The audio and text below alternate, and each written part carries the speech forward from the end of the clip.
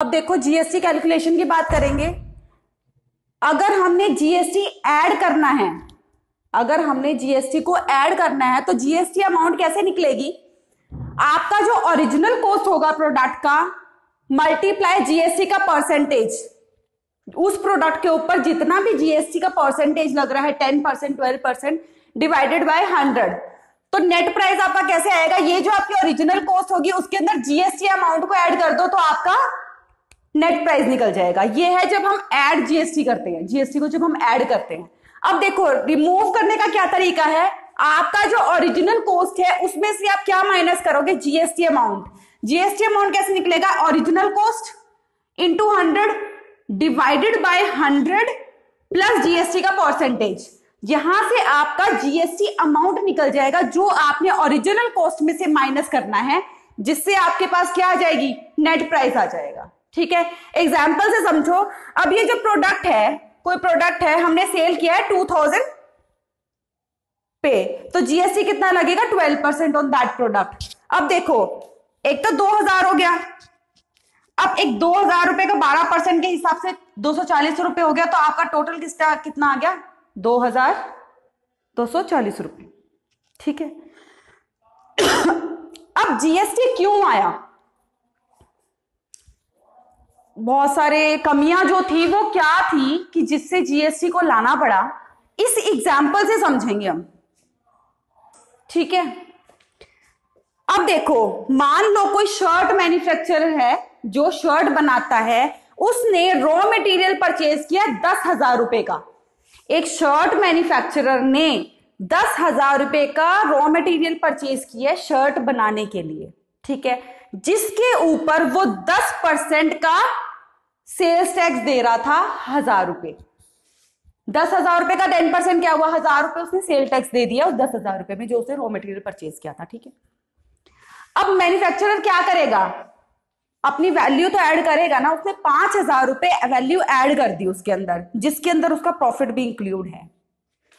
ठीक है, अगर ये तो स्टेज 1 की बात करी, अब हम स्टेज 2 पे आएंगे तो टोटल कॉस्ट कैसे कैलकुलेट होगी? एक तो 10,000 रुपए का उसने रॉ मटेरियल खरीदा, उसके बाद 1000 रुपए को उसने टैक्स दिया, और उसके बाद 5,000 रुपए उसने वैल्यू ऐड कर दी उसके अंदर अपना प्रॉफिट मिला के, तो टोटल कितना हो गया? 16,000 रुपए का फिक्स प्राइस आ गया उस प्रोडक्ट का।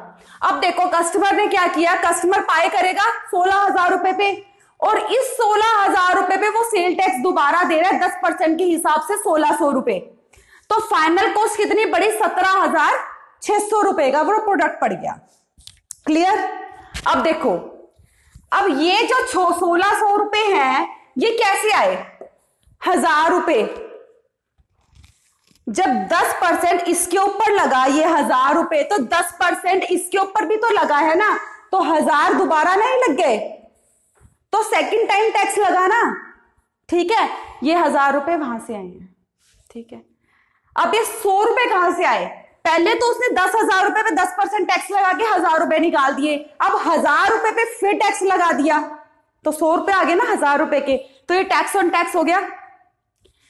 थर्ड, ये जो 5,000 रुपए उसने वैल्यू ऐड की थी उसके ऊपर भी तो टैक्स लगेगा 10%, 500 रुपए वहां से आगे tax on value added. Total कितना हो गया? 1,600 रुपए। तो गवर्नमेंट के पास कितना रेवेन्यू जाएगा? 2,600 रुपए। 1000 रुपए तो यहां से आगे उसके पास, 1,600 रुपए वहां से आगे, गवर्नमेंट कितना कलेक्ट करेगा टैक्स? 2,600 रुपए। क्लियर हो गया यहां तक? अब देखो, अब क्वेश्चन क्या है कि भाई इसमें कमियां क्या है? टैक्स तो पहले भी इकट्ठा हो रहा है।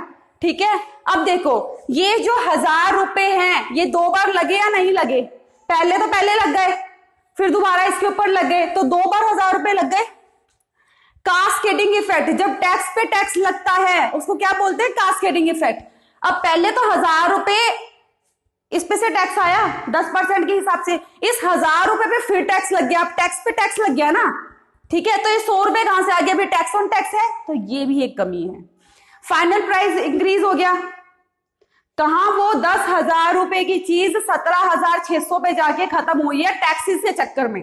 ठीक है, तो फाइनल प्राइस इंक्रीज हो गया, कस्टमर तो पे नहीं कर सकता ना इतना, कस्टमर के लिए तो बहुत हाई प्राइस हो गया। सबसे ज्यादा ये पुअर को इफेक्ट कर रहा था, रिच को इतना नहीं कर रहा था। ठीक है, अब देखो इसके चक्कर में क्या करते थे हम, इनवॉइस ही, विदाउट इनवॉइस ट्रांजैक्शन करने लग गए थे, क्योंकि जब इनवॉइस ही नहीं रहेगा तो टैक्स देना ही नहीं पड़ेगा। तो इससे क्या हो गया था, कंज्यूमर क्या कहता था, भाई इनवॉइस नहीं चाहिए, ठीक है। विदाउट इनवॉइस लोग ट्रांजैक्शंस करने लगे, जिससे क्या हो गया होता था, टैक्स इवेजन होता था। जो आपको टैक्स पे करना है वो आप करते ही नहीं थे, तो घाटा किसको हुआ, गवर्नमेंट को हुआ ना, ठीक है। तो इसलिए क्या आया, जीएसटी आया, ठीक है, वन नेशन वन टैक्स। अब हम बात करेंगे रजिस्ट्रेशन ऑफ जीएसटी, किस तरीके से जीएसटी की रजिस्ट्रेशन होती है ताकि जो टैक्स पेयर्स हैं अपना टैक्स पे कर सके। तो देखो ऐसी कंपनी जो एलिजिबल है जीएसटी के लिए must register in GST portal. मैंने आपको बताया था, हम बात कर चुके हैं जीएसटी पोर्टल के बारे में कि जो जीएसटी पोर्टल पे जाके आप अपने आप को रजिस्टर कर सकते हो, और जो कंपनी है वो अपने आप को रजिस्टर करेगी जो एलिजिबल है जीएसटी के लिए, to get a unique registration number, जिसको हम जीएसटीएन भी बोलते हैं, goods and services tax identification number. तो आपको कंपनी क्या करेगी, अपने आप को जीएसटी पोर्टल पे जाके रजिस्टर करेगी, जिससे उसके लिए क्या होगा, उसको एक यूनिक आइडेंटिफिकेशन नंबर मिलेगा, ठीक है। अच्छा, दिस इज मैंडेटरी। मैंडेटरी मतलब बहुत कंपल्शन है ये कि जो भी एलिजिबल है जीएसटी को पे करने के लिए उसको अपने आप को रजिस्टर करना पड़ेगा टू पे द टैक्स। उसके अंदर आगे आपके service provider, buyers and sellers to register. आपके सर्विस प्रोवाइडर्स, आपके बायर्स, सेलर्स जितने भी हैं उनको अपने आप को रजिस्टर करना पड़ेगा, राइट। अब ऐसा बिजनेस जिसकी इनकम है टोटल ऑफ 20 लाख और above in a financial year, उसको अपने आप को रजिस्टर करना पड़ेगा, वो एलिजिबल है, ठीक है। Required to do the GST registration. 2 से 6 दिन लग जाते हैं इसके प्रोसेस को, कि गवर्नमेंट को प्रोसेसिंग करने में कि हाँ भाई ये बंदा एलिजिबल है, इसकी ये इनकम है, ठीक है। तो सारा देखना पड़ता है ना, ऐसे तो कोई नहीं ना कि रजिस्ट्रेशन कर दिया होगी भैया एलिजिबिलिटी, ठीक है। तो ये रजिस्ट्रेशन है जीएसटी का। अब जीएसटी रजिस्ट्रेशन सर्टिफिकेट के बारे में बात करते हैं। Basically it is a legal document issue to a company that has registered. अब देखो, एक जब हम जीएसटी पोर्टल पे जाते हैं, अपने आप को रजिस्टर करते हैं, तो क्या होता है कि आपको एक रजिस्ट्रेशन सर्टिफिकेट मिलता है जो आपको फिल करना पड़ता है। उसके अंदर आपका ट्रेड नेम, आपके बिजनेस से रिलेटेड चीजें, वो सारी चीज आपको फिल करनी पड़ती है। तो it is a legal document, ठीक है। आप कंपनी को इशू किया जाएगा जिसने रजिस्टर की है अपने आप को जीएसटी पोर्टल पे। And the form GST registration 06 is used to issue the GST registration. तो फॉर्म कौन सा यूज होता है जीएसटी रजिस्ट्रेशन के लिए, जब आप रजिस्ट्रेशन करते हो तो आपके पास, आपके सामने फॉर्म कौन सा आएगा, जीएसटी रजिस्ट्रेशन 06। ये जीएसटी रजिस्ट्रेशन का फॉर्म होगा, ठीक है। GST registration certificate is used to issue the registration certificate को इशू करने के लिए ये फॉर्म आएगा। And from the official GST portal you can download the GST certificate if you are a registered tax payer under this system, ठीक है। तो आप अपनी जीएसटी पोर्टल पे जाओगे गवर्नमेंट की, तो वहां से आप इसको डाउनलोड भी कर सकते हो, ठीक है। Certificate is not physically handed out, आपको फिजिकली सर्टिफिकेट नहीं मिलेगा, ठीक है, वो आपको डिजिटली ही करना पड़ेगा। अब सिस्टम डिजिटल हो गया है, ठीक है। अब देखो इसके अंदर क्या क्या इन्वॉल्व होता है, आपको रजिस्ट्रेशन में आपको क्या क्या फिल करना पड़ेगा। योर जीएसटीएन, आपका जो unique identification, unique registration number issue किया गया है वो, ठीक है। आपका legal name, trade name, business constitution, address, date of liability, validity period, types of registration, particulars of approving authority, signatures, specification of approving GST officer and date। ये सारी चीजें उसके अंदर इंक्लूडेड होती हैं जो आपको फिल करनी पड़ती हैं, राइट। अब देखो ये तो हो गई हमारी रजिस्ट्रेशन की बात। अब हम बात करते हैं जीएसटी रिटर्न के बारे में। GST return, what is GST return? It is a document contains information. ये एक ऐसा डॉक्यूमेंट होता है जिसके अंदर इंफॉर्मेशन होती है किस चीज से regarding, about the income that a tax payer must file with the authorities. Income से रिलेटेड कि आपकी इनकम कितनी है, उसी हिसाब से लगेगा ना। अब कोई मान लो बिजनेस है जिसकी फाइनेंशियल ईयर में इनकम में 5 लाख रुपए है, तो वो जीएसटी क्यों पे करेगा भाई? नहीं करेगा ना। ठीक है, एक डॉक्यूमेंट है जो इंफॉर्मेशन बताता है about the income that a tax payer must file in the authorities. अब इसके अंदर क्या होता है, ये कौन सी इंफॉर्मेशन है? Use to compute tax payer liability. इस इंफॉर्मेशन से क्या होगा कि जो टैक्स पेयर की लायबिलिटी है, मतलब कितना उसने पे करना है, इस इंफॉर्मेशन से पता चलता है। ठीक है, under GST registered dealer must file there GST return with the details regarding.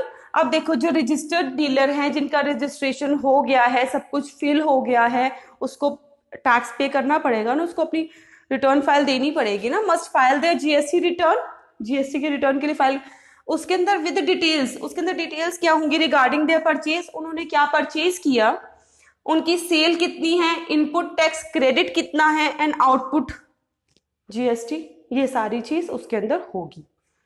अच्छा, business are expected to file the 2 monthly returns as well as annual return. तो बिजनेस से एक्सपेक्ट किया जाता है कि आप 2 मंथली रिटर्न दीजिए और एक एनुअल रिटर्न दीजिए। अब देखो, अब हम बात करते हैं, ये थोड़ा सा मैं आपको थोड़ा सा ओवरव्यू दे रही हूँ ताकि आपको ये पता चले कि बेसिकली रजिस्ट्रेशन क्या होता है, रजिस्ट्रेशन सर्टिफिकेट क्या होता है। ठीक है, अब जीएसटी रिटर्न होता क्या है, उसके अंदर किस तरीके की इंफॉर्मेशन होती है। ठीक है, अब बात करते हैं जीएसटी रेट की। देखो, जीएसटी रेट ऐसा तो नहीं है कि जब से न्यू टैक्स जीएसटी आया है, जुलाई 2017 में आया था, तो जब जो रेट्स थे वो आज भी चल रहे हैं, नहीं, ऐसा नहीं है। कुछ फ्यू चेंजेस हुए हैं किसी चीज के। अब हो सकता है कि मोबाइल पे पहले कुछ और था, अब कुछ और हो गया है, कार्स पे कुछ और था, अब कुछ और हो गया है। कुछ चीजें हैं जो जीएसटी के अंदर से हटा दी गई हैं, अब जीएसटी नहीं लगता, पहले लगता था। तो ये वाली सारी चीजें एक मोनोटनस नहीं है कि मतलब तब से जो चला आ रहा है वो चला आ रहा है, ऐसा कुछ नहीं है, कुछ चेंजेस हुए हैं। तो जीएसटी रेट्स डिफरेंस आ गया है, GST rate to different goods and services. देखो, हर एक गुड्स एंड सर्विसेज पे डिफरेंट रेट्स हैं। ऐसा नहीं है कि कार पे भी वही है, मोबाइल पे भी वही है, किसी और चीज पे ऐसा नहीं है। One tax one nation one tax है, ठीक है, हम बात मानते हैं, लेकिन इसका मतलब ये नहीं है कि सारे गुड्स एंड सर्विसेज पे एक ही टैक्स ठोक दो, ऐसा कुछ नहीं है। ठीक है, तो डिफरेंट गुड्स एंड सर्विसेज पे डिफरेंट रेट्स हैं जीएसटी के। कुछ प्रोडक्ट्स जो हैं वो विदाउट जीएसटी परचेज किए जाते हैं, जिसके ऊपर कोई जीएसटी नहीं होता है, एंड अदर्स कम एट 5%, 12%, 18% और 28%, डिफरेंट स्लैब्स हैं। एंड जीएसटी रेट्स हैव, मैंने आपको बोल ही दिया है कि जो पहले रेट्स थे बहुत चेंजेस होके नए रेट्स आए हैं। हम जीएसटीएन के बारे में पहले बात कर चुके हैं, goods and services tax network. तो इसका करंट स्ट्रक्चर देखो कि इसका करंट स्ट्रक्चर क्या है। देखो, इसके अंदर सेंट्रल गवर्नमेंट की 24.5% होल्डिंग है, स्टेट गवर्नमेंट की 24.5% होल्डिंग है, एलआईसी हाउसिंग फाइनेंस लिमिटेड की 11% है, ICICI bank, HDFC, NSC strategic investment company and HDFC 10% each है इनकी। ठीक है, तो ये हमारा करंट स्ट्रक्चर है जीएसटी का।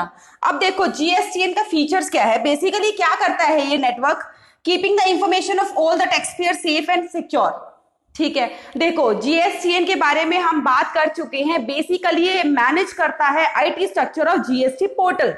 ठीक है, ये सारी चीजें मैनेज करके चलता है। तो अगर जीएसटीएन मैनेज करके चलता है तो बेसिकली उसका मकसद क्या होना चाहिए कि टैक्स पेयर्स की जितनी भी इंफॉर्मेशन है उसको सिक्योर करे, सेफ रखे। ठीक है, maintaining confidentiality of the tax payers information, जो कॉन्फिडेंशियलिटी है टैक्स पेयर्स की वो उसको मेंटेन करके रखे। It is a trusted national information utility, ये एक ट्रस्टेड एनटीयू है। ठीक है, NIU, it is a trusted national information utility. ठीक है, जीएसटी का हेल्पलाइन देख लो, अगर कोई किसी को कंफ्यूजन है, डाउट है, इसका टोल फ्री नंबर ये है, और इसका सेल्फ हेल्प पोर्टल आप फोन करके पूछ सकते हो। सेल्फ हेल्प पोर्टल आप खुद इस साइट पे जाके, ठीक है, आप अपने डाउट्स और कंफ्यूजन क्लियर कर सकते हो। जीएसटी ऐप भी है, सीबीईसी जीएसटी, जो आप गूगल प्ले स्टोर पे जाके एंड्रॉइड फोन्स पे अपनी ऐप डाउनलोड कर सकते हो।